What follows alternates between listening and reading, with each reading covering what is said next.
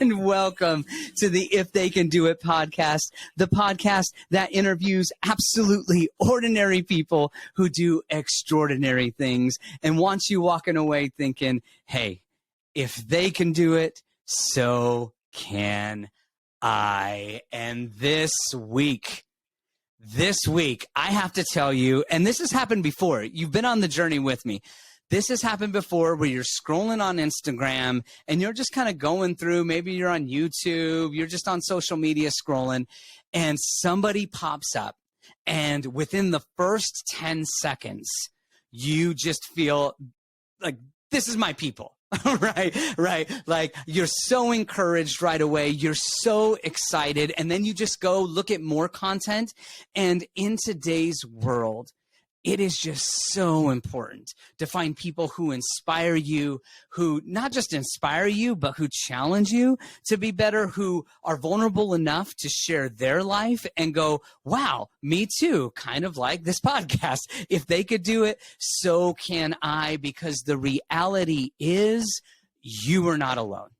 And so when you find somebody who reminds you of that and who just encourages you and walks alongside, that's the kind of guest I have on this week.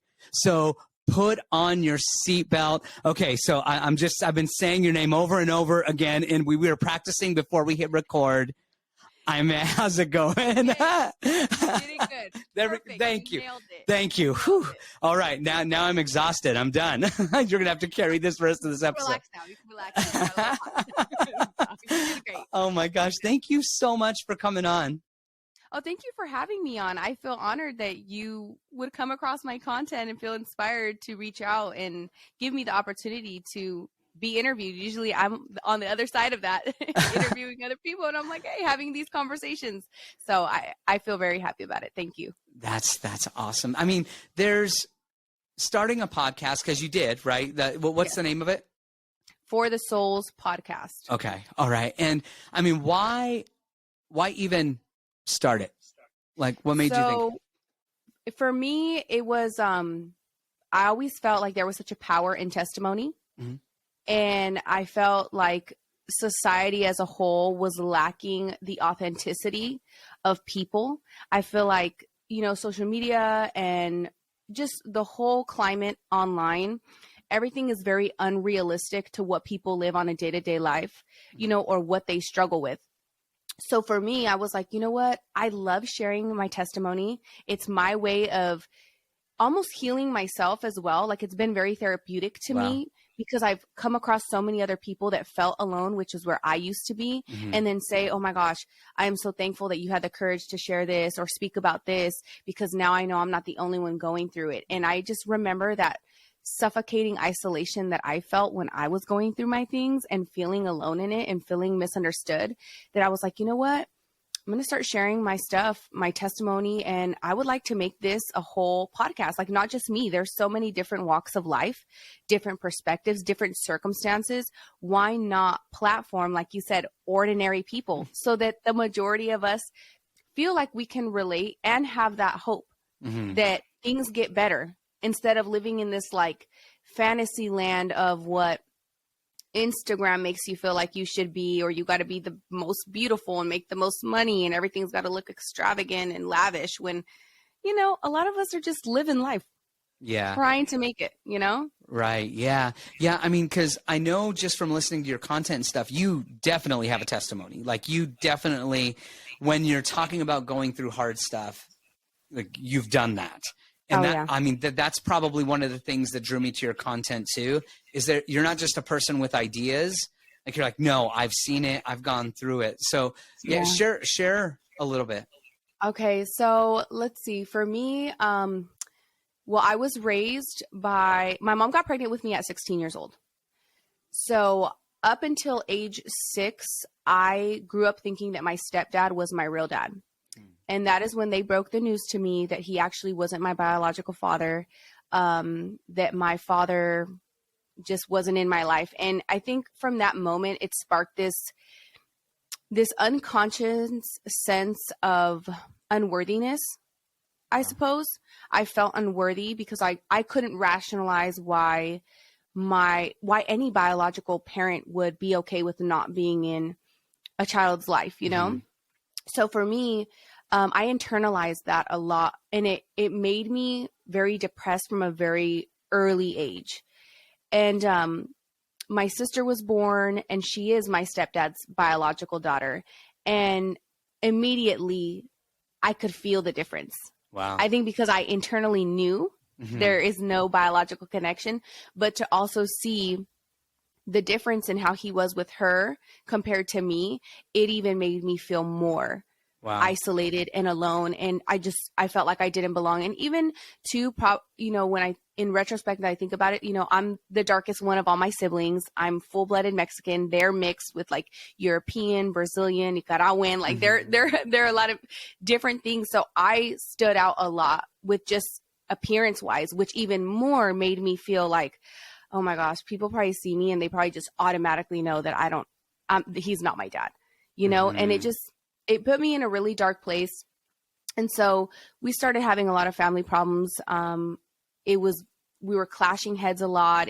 Felt like teams in my family, like my sister and my dad and me and my mom. I felt like my mom was trying to make up a lot for the love that I was lacking from the father figures in my life. Right. So fast forward, hit teenage years, and I was really just letting out all my anger and frustrations through fighting. And it was not that I was like being a bully. It was more so I would beat up the bully. Like that was my way of rectifying the pain that people had caused me in my life, and I was like, I'm going to just take out all the hurt on the people that hurt people because I felt so hurt, So I was constantly getting into physical altercations. And then I hit 13 years old, and that's when experimenting with drugs, took place. I started smoking weed. I started just being more rebellious. I felt like I finally had a voice. I was no longer going to tolerate not fitting in. I was just going to embrace it. Fuck it. Oh, sorry. I'm not sure if I'm You're good. You're good. Okay. F it. Like if I'm already the outcast, the black sheep, the one that doesn't fit into my family, then I'm just going to strap up and that's what I am, Yeah. So I started doing my own thing. I was clashing so much with my family. And I was also equally in the deepest depression I had ever been in. Like it really hit me when I was a teenager. And I had gone through, I was raped when I was 13 years old by my friend's older brother. And I had kept that with me. I didn't tell my mom. I didn't tell anybody.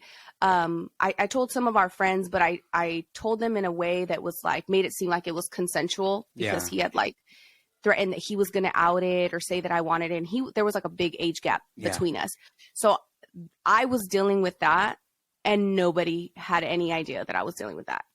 And I didn't even start opening up and talking about that until about my early 20s. And that was to my fiance because it was just one of those things I just could not face. So I feel like going through that and dealing with it on top of feeling like I don't belong, obviously being treated like I don't belong, and just feeling like I had to fend for myself. I got to a point that I was like, I'm done. I'm done living.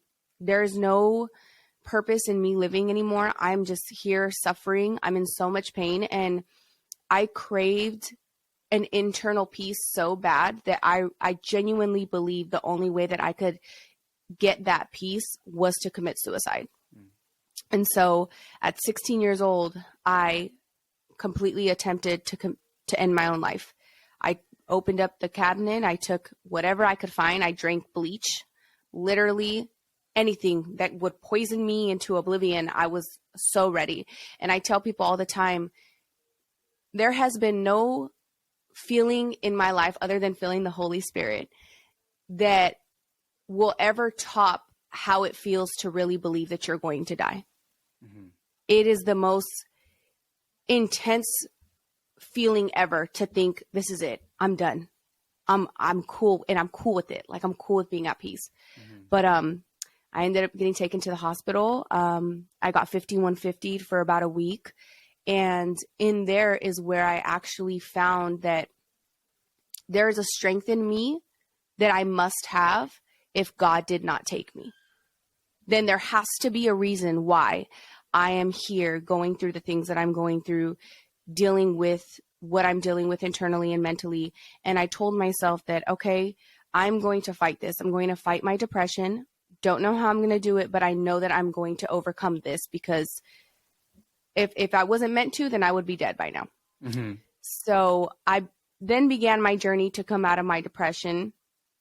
And it was just a really wacky time. Like, my first love had a baby with somebody else. And so I was like trying to get out of my depression. And then here's like the love of my life that was worked with my dad, lived with my aunt. I'm over here thinking like teenage, hopeless romantic. We're going to grow old together. He ends up having a baby on me. And I'm like, oh, shoot. Well, there goes my one person, outside of my family. And then a year or so passed, and I was doing good. I was getting myself out of depression. I finally felt more confident with myself. I felt like I still didn't know my purpose. I was doing a little bit better in school. And I met the father of my kids, my now fiance. And at that time still, though, nothing was good with my family. We were not getting along. Everything was really bad. My stepdad was like, leave, get out of the house. Like, you don't have to be here. No one wants you here anyways. So I was still feeling very much outcasted. And then my fiance at the time was just a whole different person than he is now. And before I knew it, I was in a very bad domestic violence situation. Wow. And it was like from night and day. I didn't know how I had allowed it to get there. In retrospect, I see that what it boiled down to is I had low self-worth. And because I felt like I never belonged in my family, I was willing to go through those things because at least he loved me.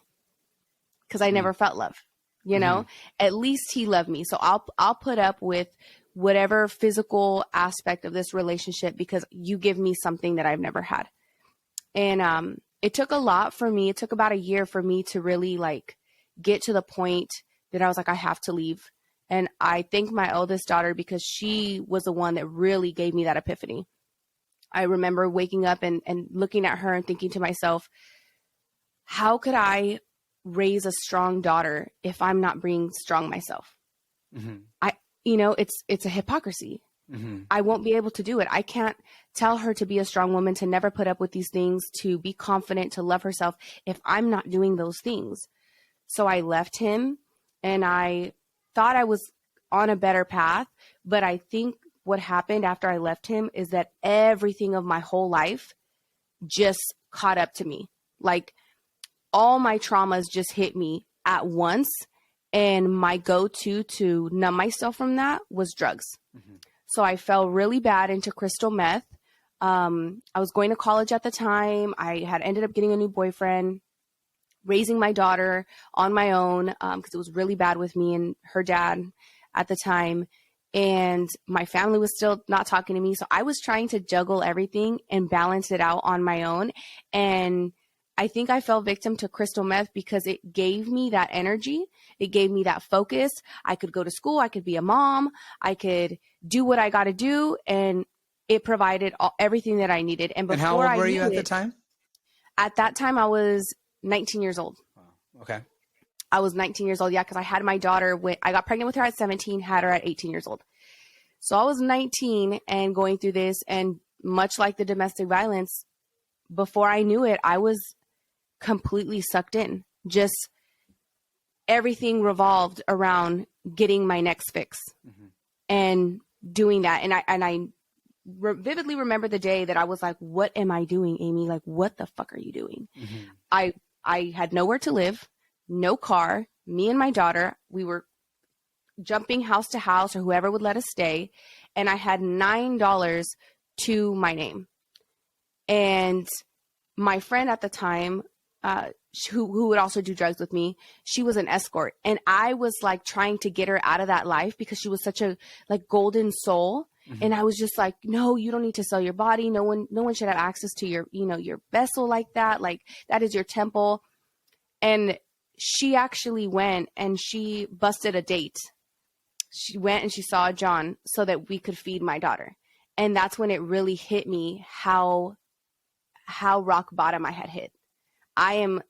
My friend just did the very thing that I am trying to get her not to do in order for me to be able to feed my daughter. Mm-hmm. And I just knew I had to kick it. And I knew it was going to take a level of vulnerability. And my mom wasn't talking to me. And I told myself, I'm not going to do this anymore. And I had called my mom. I said, Mom, I know you're not talking to me. But I'm sick. I'm going through something. I don't want you to ask me what it is, because I was still like embarrassed, you know, and I guess I still believe, like, when you're an addict, you think that you don't look like an addict, or that you're not like, you think that you got it under control, or that nobody can tell, but everyone can tell, you know, and that's where I was still at, like, convincing myself that I had control over this drug and that it hadn't consumed me the way that it did. So when I asked my mom, like, to please not ask me, it kind of makes me laugh now, because I'm like, she totally knew that something was wrong, you know, and that I was on drugs. And she came over for that week and took care of me. And that was the moment that I truly, truly decided that I want to get my life together. And the person that I was back then, I was so degenerate. I don't even talk the same way that I used to talk. Like, I was very much involved in what's now called hood culture. You know what I mean? Selling drugs, being around guns, being around hoodlums. That is what I grew up around. Like, I grew up in North Highlands, Sacramento, which is a really like ghetto hood area.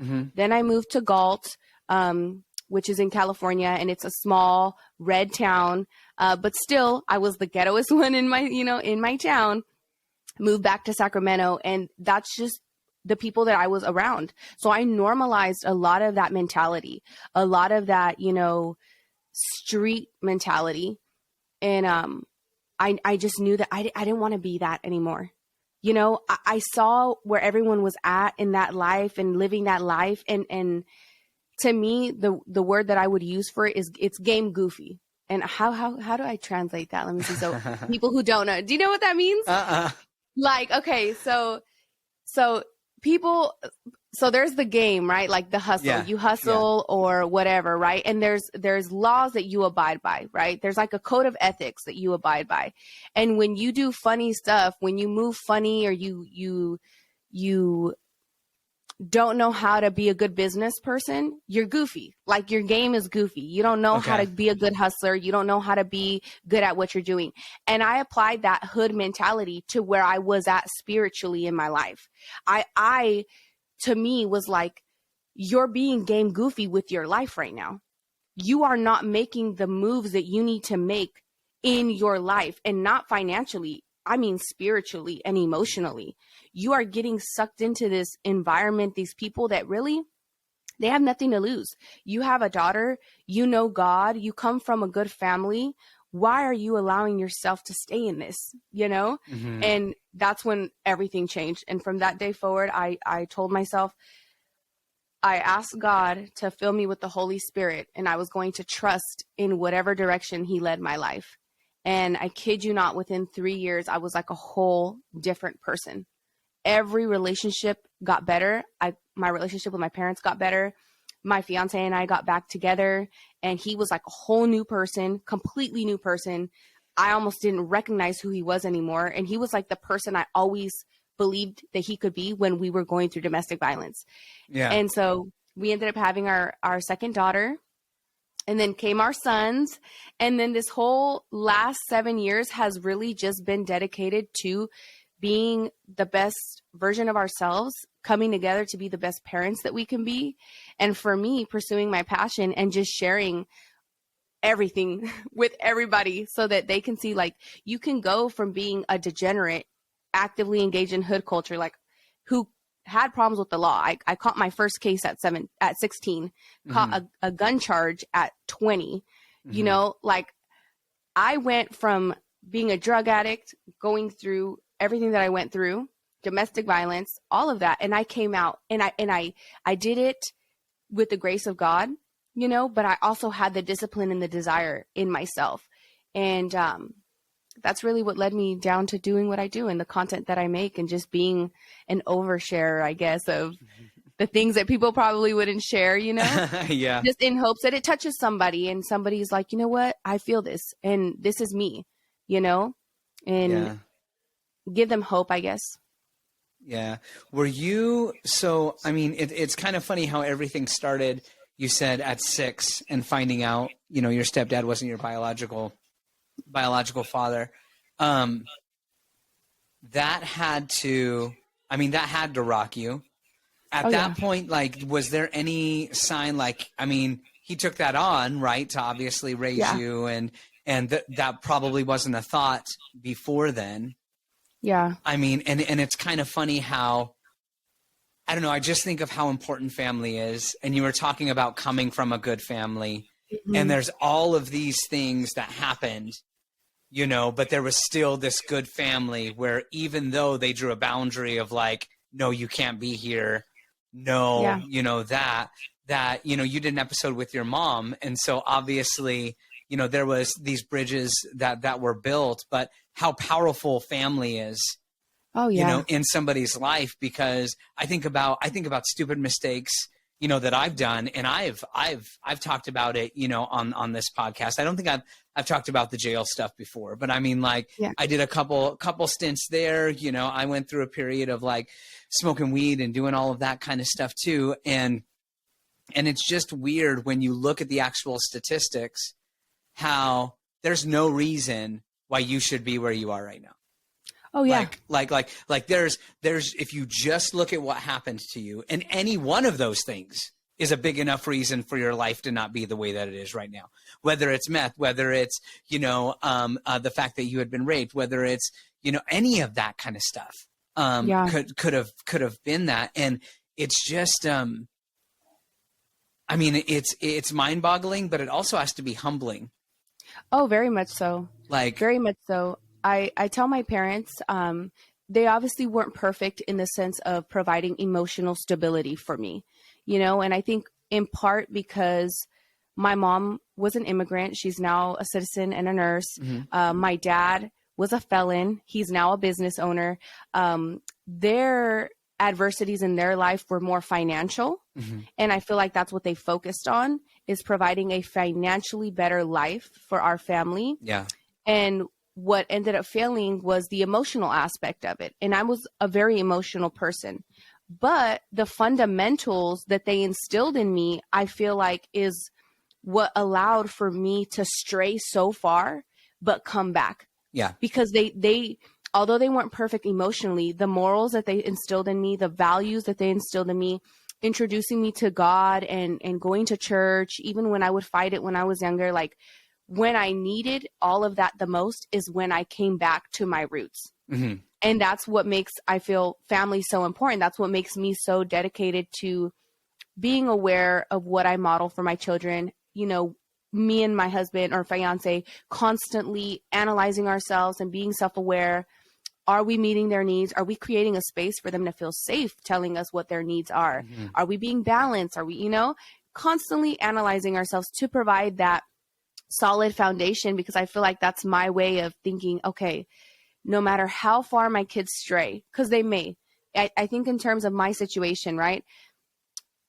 I feel like even though my family provided me that foundation, the things that I went through in life generationally, my family has experienced. And the light that I've become for my family, I am seeing the healing take place in each of them, because I'm now able to share the wisdom with them that I gathered from getting through those things. So a part of me is like, well, you could set it up good for a kid, right? You could give him or her the best life, but only God knows what their destiny is. Only God knows what they are meant to go through. And who knows what generational things that children are going to have to heal that we might not even understand yet. Yeah. So if we instill in them that good foundation, those values, those morals, then I feel like no matter how far they stray, they will come back to what they know eventually. Yeah. Yeah. I mean, the older that I get, and I guess I didn't ask this because you were given like different ages when things had happened. So how old are you now? 27. Okay. All right. So I'm, geez, That makes my knees and my back hurt. So I'm going to be turning 39 in Oh, April. that's not even And, bad. You're still just young. I'm like, you're going to see me like start like popping my back and stuff. But like the older that I get, the more grace I have for my parents and mistakes that they made, or like not being able to do certain things right, even though I needed it as a kid. Like, because I mean, my parents were divorced when I was like in kindergarten, right around the same age. And it's kind of funny because in my mind, I was the oldest. So I played off for so long, like, oh no, that's not me. Like, that's between them. Like, I know it's not, I didn't cause, you know, anything. That's totally fine. Right. But then it wasn't until my teenage years that for whatever reason, like a family being torn apart still sucks. Yeah. Even if it's not your fault, right? Like it impacts. And so it doesn't need to be somebody's fault for it to suck and for it to be bad and for it to hurt. And I just thought that because it wasn't anybody's fault, nobody had to be hurt, but I really was. But then now, like coming back, I'm like, you know what? Like my mom was a teenager. Of course there was going to be trauma. Like she didn't know who she was, you know, you're 16, right? Like, like what the hell? Like, of course, like something's going to happen. Young. Yeah. And you're trying to grow together and find yourself. And you're at this like really pivotal age in your life while also having something as serious as children and a family. Like it definitely presents its challenges. Yeah. And I think it's kind of funny now, just like looking at how differently family is viewed now with it, because like, I know you can't tell, partly because the light or whatever, but I'm full blood Mexican also. Oh, and nice. So like a lot of our parents had kids young. That's just what happened. A lot of, I mean, it's, that just happened young. And then part of it is my entire family's Catholic too. So like there wasn't a lot of trying to stop it if it did happen. Right. Yeah. And so like now though, and we could probably both relate to this as parents, everybody kind of wants to push that building a family off further and further until they're ready. And like I can almost guarantee that if you were to ask my parents, or if you were to ask, you know, your parents, or you've experienced too, without your daughter, you probably wouldn't have grown up. Like that rite of passage and that sort of responsibility, if you choose to take it up, and culturally just us being Mexican, like that is a responsibility that you pick up as family. Like that's just an expectation. Like it grows you and it forces you to not think of yourself solely, even though like in both of our instances, I think good days, bad days. But I think today family isn't looked at the same and isn't seen as valuable and isn't seen as a rite of passage the way that it was. And so like growing up, being responsible to something that is not yourself, is letting people hurt a lot longer. I agree.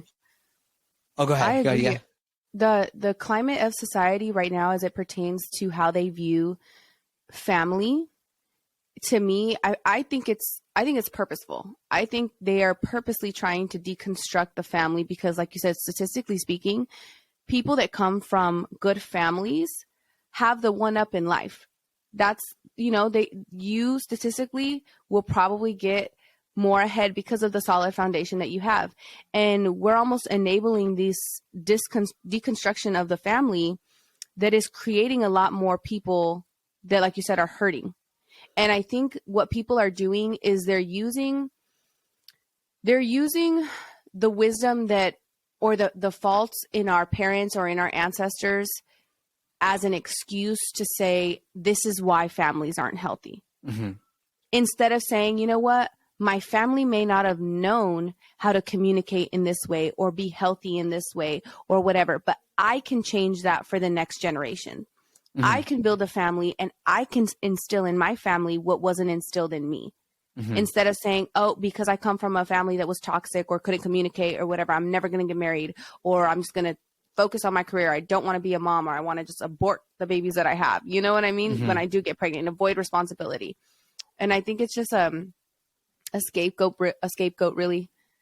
I think culture has become so toxic. I never would have thought that striving to have a family would be so extreme. It's really become extreme. Like, to say that you want a nuclear family. I've talked about the nuclear family on TikTok, and I get people that are like, this is like colonization mindset. This is Western. And, you know, it blows me away. I'm just like, oh, I didn't know wanting to be in my children's life in the healthiest manner that I could be would be something so controversial to say. Yeah. Well, and I think that just comes from a misunderstanding of like Latinos were the nuclear family before the nuclear family. Like the nuclear family wasn't coined till the 1950s. And I mean, I don't know. I think that you have to, thinking of somebody else, whether that's even if you can't have kids, like for example, we found out, so I have to be a Mexican unicorn of some kind because I can't have kids. Oh, so wow. like my wife and I have to use a donor every single time. But like, even just being married to somebody and saying, oh, I can't just go out because I have to consider somebody else, or I can't just do whatever I want because I have to consider somebody else.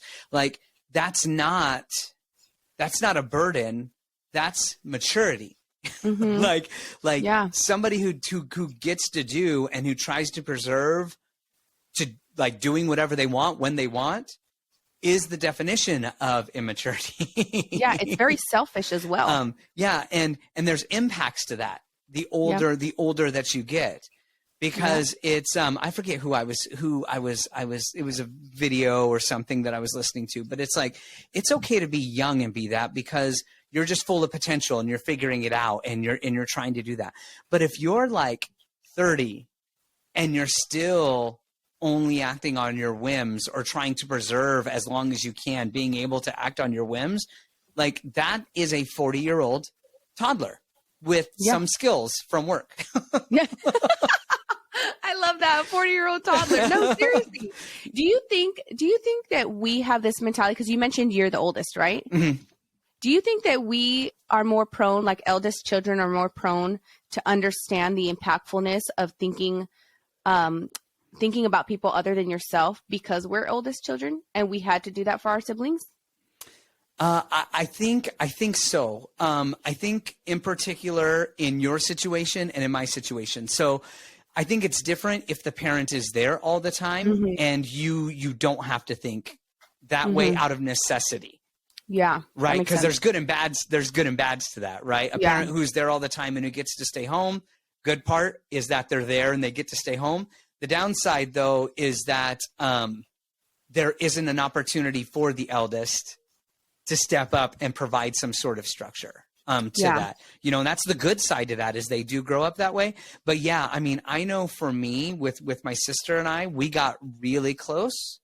When we were little, I was a latchkey kid. So when my parents got divorced, I'd walk a mile home from kindergarten, you know, from the school, and we'd be at home until mom got home at 7 when she got off of work and came. So, you know, I couldn't even tell you to this day, like what we did, but I knew that we were at home together and I knew that, like, you know, we figured it out.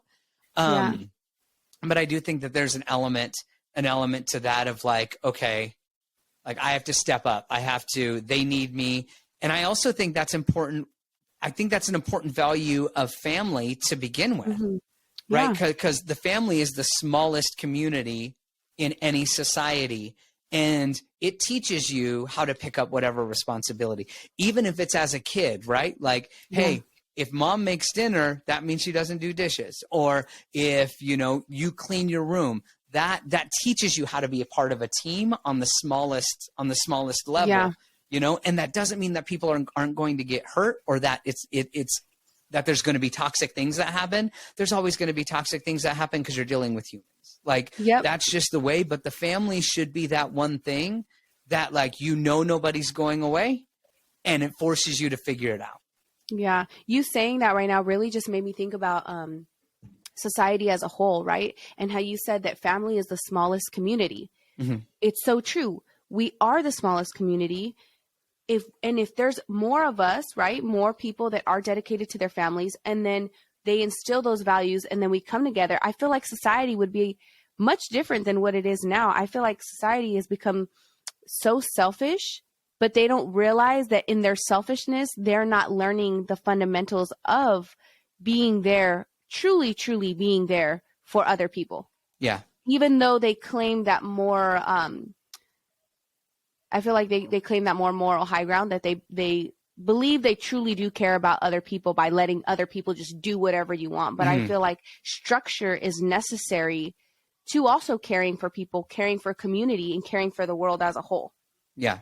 Yeah. I mean, because people want, and that just boils down to identity, right? Like, like, what is my role in this thing, in this society? And you kind of find it. And in family, that's where that is the easiest way to find it, is you have four walls and you figure that out. And then once you do that, then hopefully that family is a part of a larger community, which could be church, which could be sports, which could be whatever. And then the family figures out, okay, how do we interact with that on a larger scale? What is our role in that? What is our dishes, right?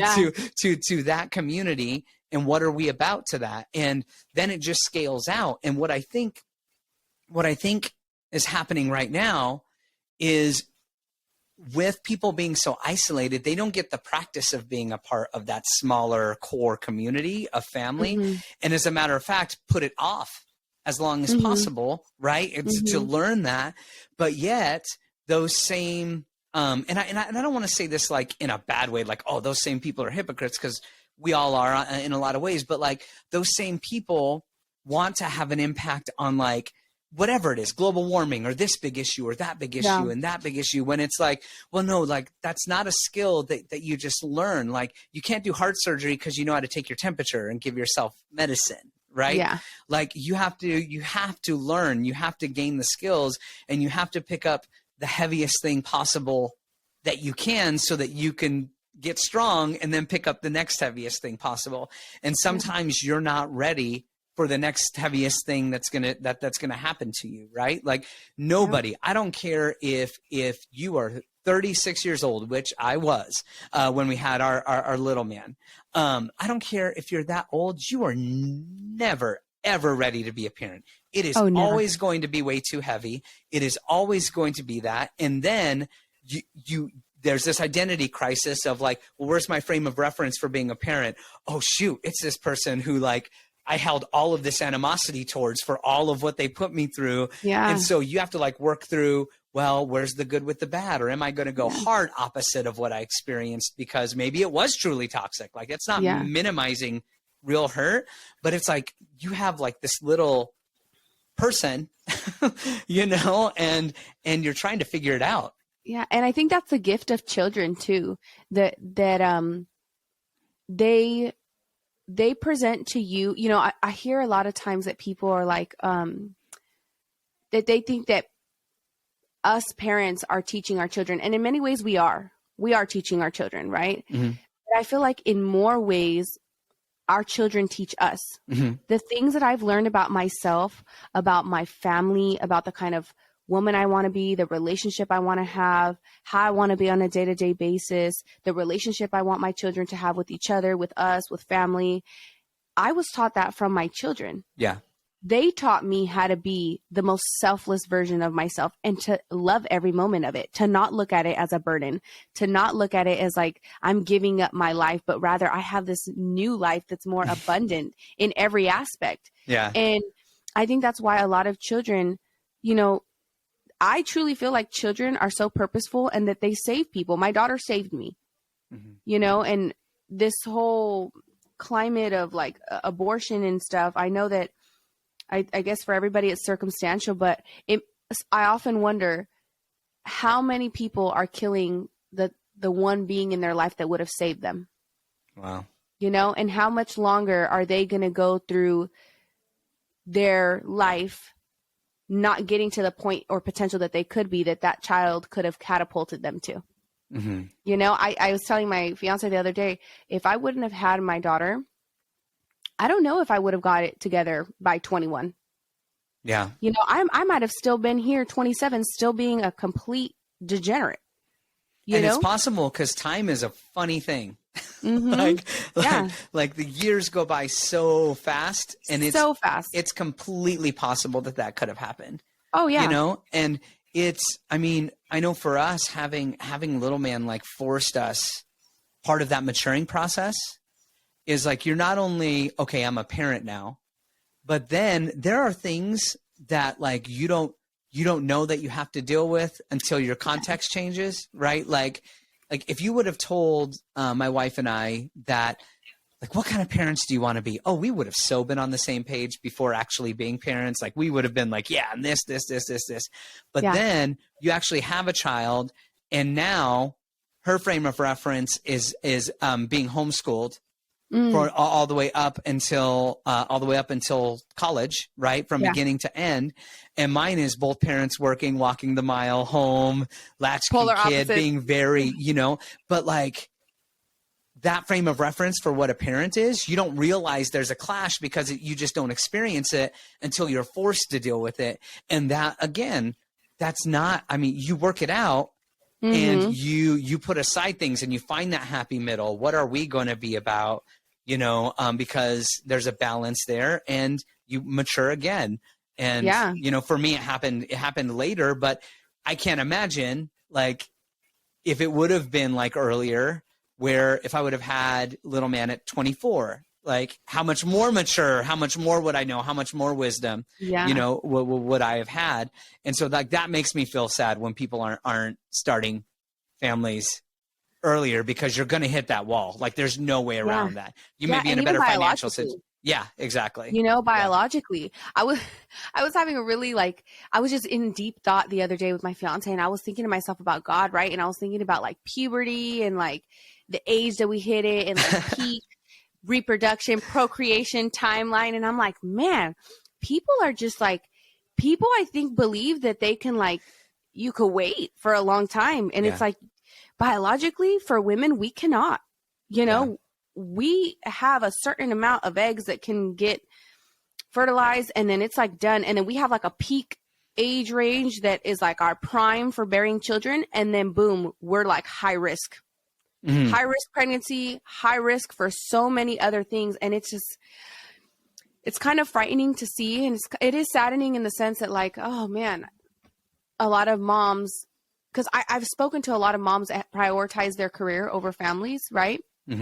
And for most of them, they all reach that age where they're like, okay, I've got my career, but I still don't have the fulfillment of legacy, of something that I created, that's mine, my blood, something that shares part of me.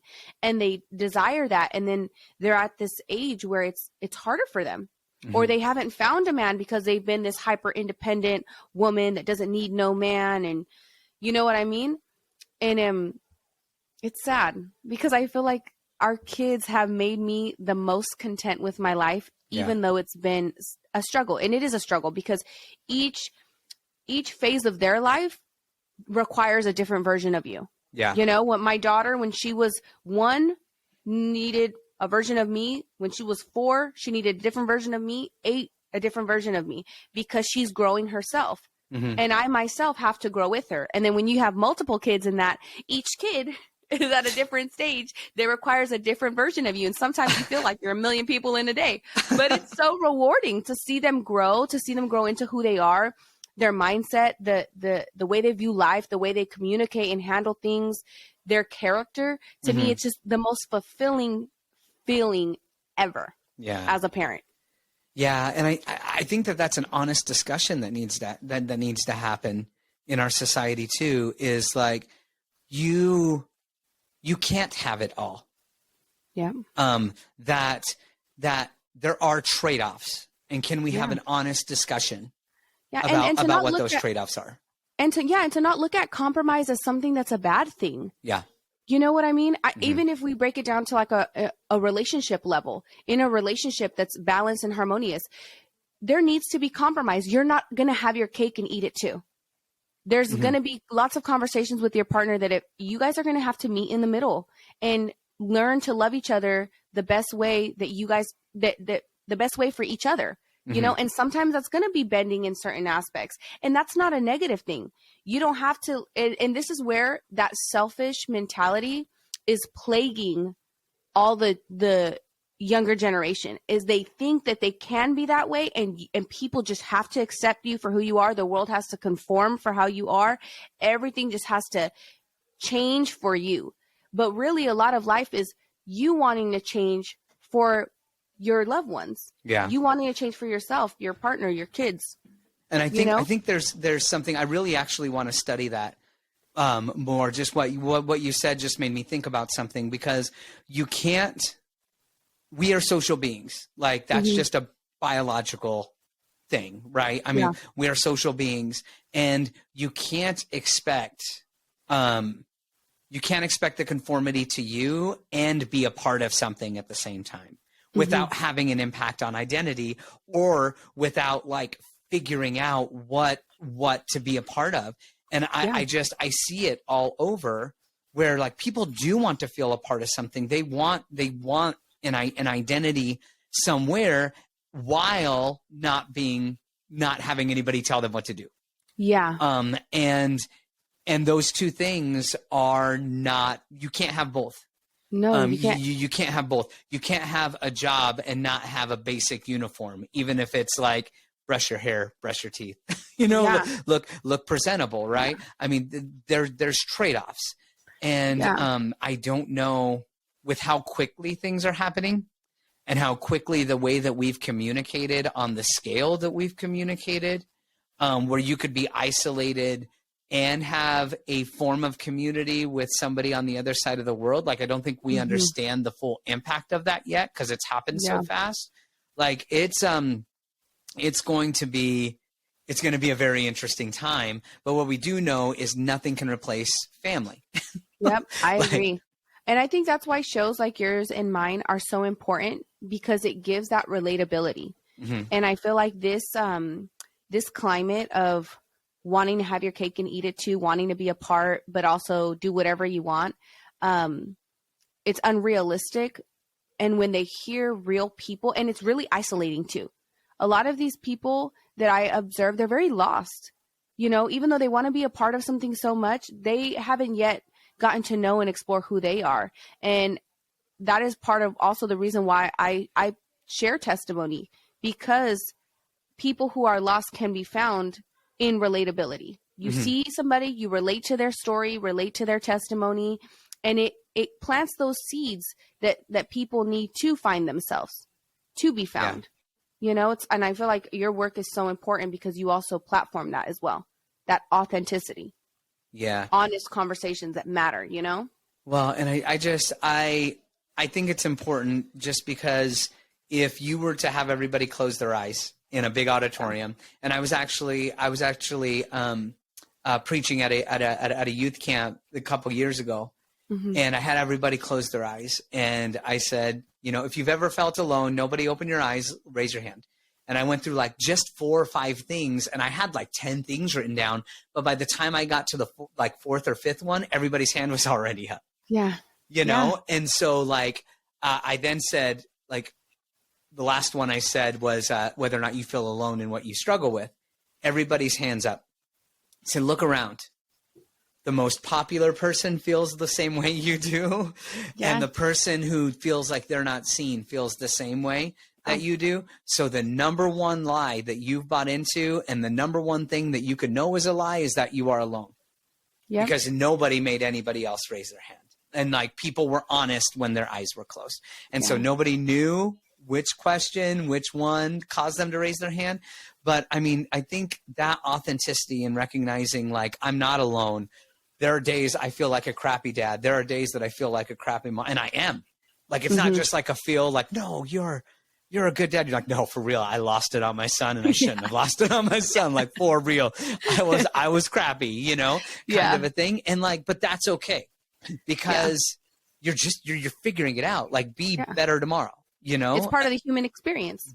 That's it. That's it. And you're doing the best that you can. And what might have happened if I, you know, mess up or lose it when I shouldn't, or say something pointed to my wife, doesn't make it okay. But you know what? We're a family, and we're going to figure it out. And it's all a learning experience. Yeah. You know, everything is a learning experience. Yeah. You know, and family dynamics teach you that, because this is like your safe place to fuck up. Yeah.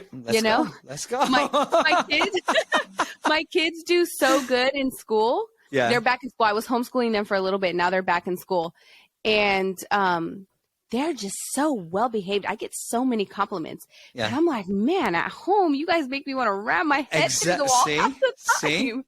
And the teacher was like, it's because at home they know they can be themselves. And then they come out here and you've taught them well enough to know how they should be in a classroom, instead of acting out in the class because they can't act out at home. And I was like, okay. That's all we needed. We are 50 minutes in, and if that's what I needed right there, I made me feel normal. Thank you. Yeah. You're welcome. It's universal. The struggle is universal. Exactly. Well, you know, we're rounding the bend, and I do want to ask you that last question that I ask on every episode. And that is, you know, some people are going to hear what you've been through, and they're going to think like, that is good for her, but like, she's on the other side of it. Yeah. like I'm in the middle of it, and I don't know if everything's going to be okay. How would you encourage those people that if you can do it, they can do it too? The way I would say it to you guys, and this is based off of where I was in my life. And, you know, I don't know if people who are listening, if they're religious or believe in a higher power or anything, but for me, it was really allowing the Holy Spirit to guide my life and surrendering to that. And by surrendering, just having hope that, okay, there is a Lord, there is a higher power, and faith that He will guide me through this part of my life. And having faith that there is a purpose behind what I am dealing with or going through. And I may not know it now, but I will eventually know it. And when I'm on the other side of it, I will look back at this moment and I will say it was all worth it. And it is all worth it. So don't lose the hope. Always keep the faith and stay disciplined. That desire in your heart that is telling you to challenge yourself, answer it. That calling, answer it. That's what I would say. That's awesome. Well, thank you so much. Like, this conversation I don't know, because we talked about heavy topics, so I don't know if fun is the right word for it, but I really enjoyed it nonetheless. Yes, there we go. Thank you so much for having me on. I really appreciate this opportunity. It was fun. I think it was fun, even though the conversations were heavy. I love heavy conversations. Amazing. Right. Well, this was absolutely phenomenal. And do not forget, subscribe, do all those good things. Not just because you must subscribe. You already know that. You already know that's not the reason. It's because there is rules to the game of podcasting. And if you want people to hear these stories, that means you have to subscribe, leave a review, all of that. But until next time, do something to make yourself proud this week, okay?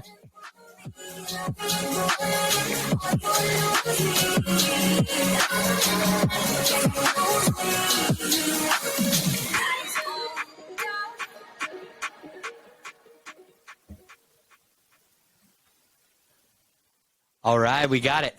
All right, nice. I think my